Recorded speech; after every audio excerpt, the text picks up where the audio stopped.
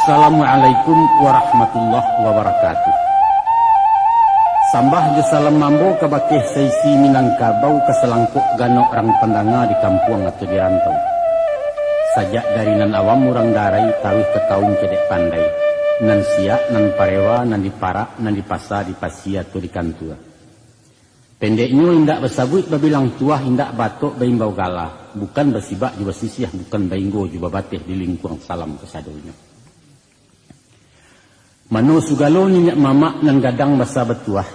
Kok salah maaf dipinta nan kadim hanyo sipai Allah.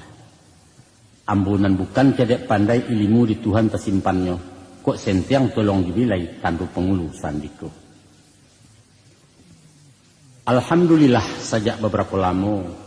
Kinilah pulau kami baru mencogok menemui dusun pendanga.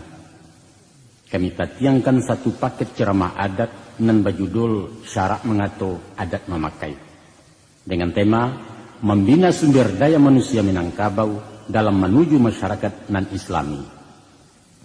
Mudah-mudahan saranti yang kayu nan kami serah ada manfaatnya bagi gejolak reformasi nan sedang menggelora di gerbang abad ke-21 ke Minangko. Insyaallah. Sidang pendanga yang berbahagia, kalau kita namuh jujur menilai perjalanan sejarah Minangkabau di bidang pembentukan karakter sosial budaya orang Minang, kita akan